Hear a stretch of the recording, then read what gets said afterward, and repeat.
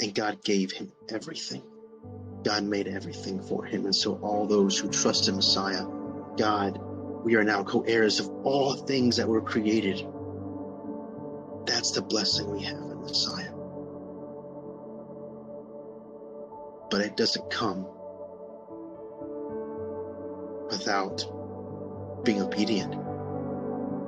Because trusting in Messiah, yes, once we trust in Messiah, we confess him. We welcome him into our heart and place him on the throne of our heart, and we allow him to change us. That's the first step. It's not the only step, it's the first step. And then we continue to walk in the newness of life, as Paul goes on to teach, expound on what Yeshua taught in John 15, when he said, when you abide in me, you bear much fruit. And so, once we come to him, we continually die to ourselves, die to our flesh, die to our egos, our old way of living, die to our flesh continually, the desires that we used to have, the cravings we used to have. We no longer feed those cravings,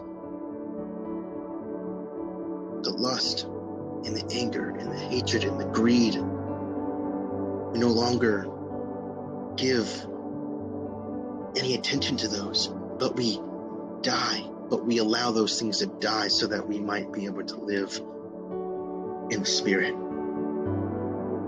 producing the fruit that Yeshua says that we will produce when we abide in him, when we live and walk in him, that we will be able to produce the fruits of love and joy and peace. Blessed are the peacemakers. That we will have joy in our life, even in the midst of the trials and circumstances that seem so unbearable. And people look at us, and people will look at you, look at me, and be like, how can you be content in the situation? You're struggling. You're barely hanging on. Because once we realize that we're not here permanently, that this is just a place of temporary living. Because those who trust in Messiah know that this is not our home. That all these trials and all these circumstances and all these things that plague us and beat us down and force us to look to Messiah remind us that we're not meant to be here, but we're meant to be in the presence of God, and that one day we will be.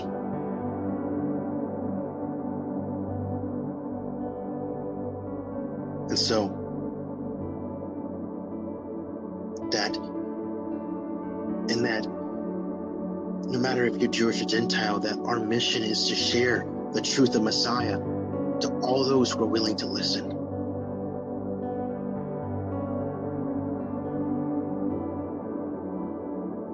That we do so with love and with humility, not arrogance and brutality and hatred, but in love.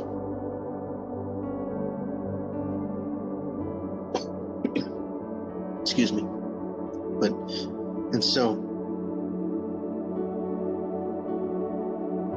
because we don't want to be hypocritical as we speak about the love of God, yet we hold hatred and arrogance in our heart towards a certain people or a certain race because we think we're better or we think we deserve something.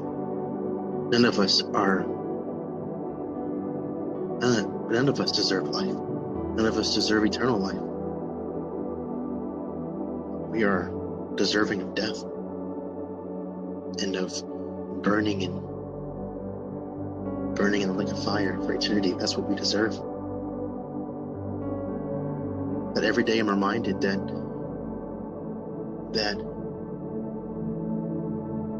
I live, that I'm guaranteed eternal life only by God's grace.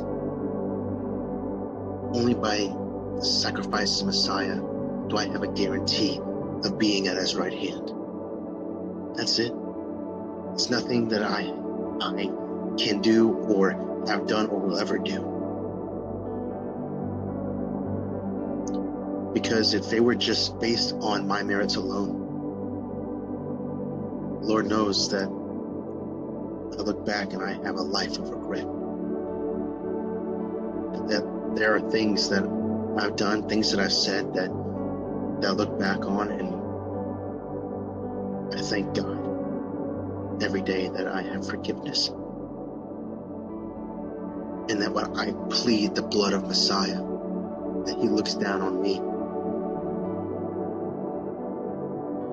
and he doesn't see my sin. He sees his son and his son's righteousness. Because none of us are righteous by our own merit. None of us. No matter what you do, no matter where you live, no matter what status you are, no matter who you say you are, no matter what you do, no matter what church you go to or what position you're in, we are all guilty.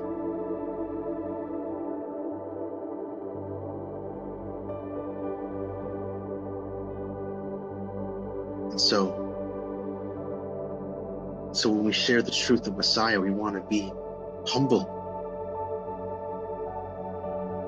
and do it so in love, because how can we be so arrogant about something that we didn't even earn,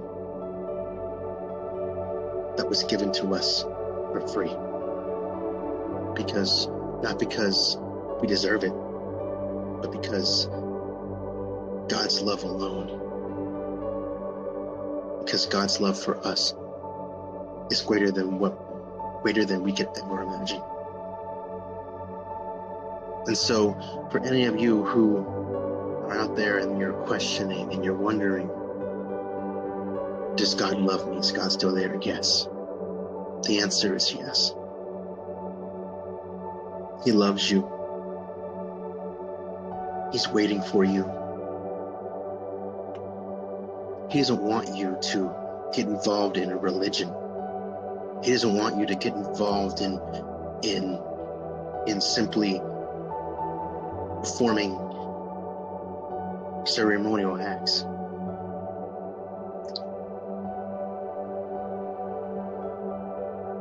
Psalm 51 says, you do not delight in sacrifices, otherwise I would give it. But a humble and contrite heart you will not despise. And so he's waiting for us. And if we come to him willing to give him everything, no matter what you've done, no matter who you are,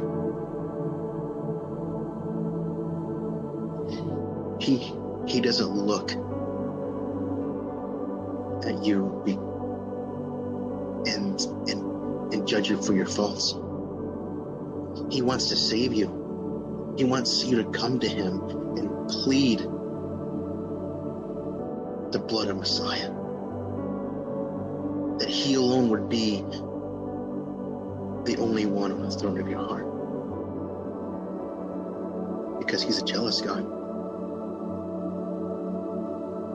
And God says, you shall love the Lord your God with all your heart, all your soul, and all your mind, and you shall have no other gods but me. And so, what does that mean?